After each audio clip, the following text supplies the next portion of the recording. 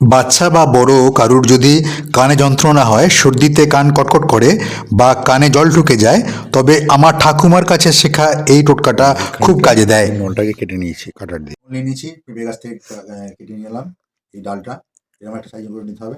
এরপর এখানেতে একটা সুতির কাপড় ছেঁড়া ন্যাকড়া এরকমভাবে বাঁধতে হবে। এটা কানে ব্যথা হলে যে কোনো বয়সে, বাচ্চাদের হোক বড়দের হোক, খুবই উপকার পাওয়া যায়। দেখতে থাকুন ভিডিওটা। এটাকে ভালো করে বেঁধে নিলাম, ন্যাকড়া ছেঁড়া দিয়ে ভালো করে বেঁধে নিলাম।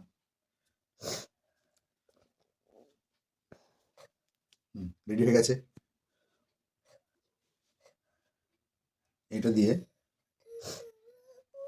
এইভাবে এটাকে জ্বালিয়ে নেব। এই দেখুন এবারে যেটা জ্বালিয়ে নিয়েছি, দেখতে পাচ্ছেন এইখানে একটা, এই দেখুন এইখানে যে তাপটা রয়েছে সেই তাপটাই এই কাজে ব্যবহার হবে। এই দেখুন এই ছেলেটার খুব কানে খুব সমস্যা হচ্ছে, যন্ত্রণা হচ্ছে। তো এই দেখুন এইভাবে কানের এই ফুটোতে দিয়ে দেবো। এইবার এইখান থেকে ফুঁ দেবো। দেখুন এই ফুঁ দেওয়ার ফলে হচ্ছে কি, এই যে গরম তাপটা কানের ভেতরে যাচ্ছে এবং তার ফলে হচ্ছে যে কানে যে জল জাতীয় জিনিসটা রয়েছে সেটা কিন্তু বাষ্পীভূত হয়ে যাচ্ছে। তার ফলে ও কিন্তু কানে খুবই আরাম পাবে। কানে সেঁক দেওয়ার মতো একটা পদ্ধতি আর কি। এটা করার সময় কিন্তু খুব সাবধানে করবেন, কারণ যেহেতু এই জিনিসটা রয়েছে এখানে সমস্যা হতে পারে। খুব সাবধানে কাজটা করতে হবে।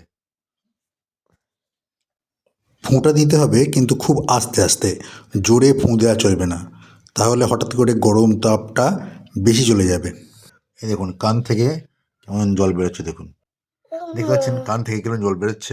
তো আজ এই পর্যন্তই, দেখা হচ্ছে পরের ভিডিওতে।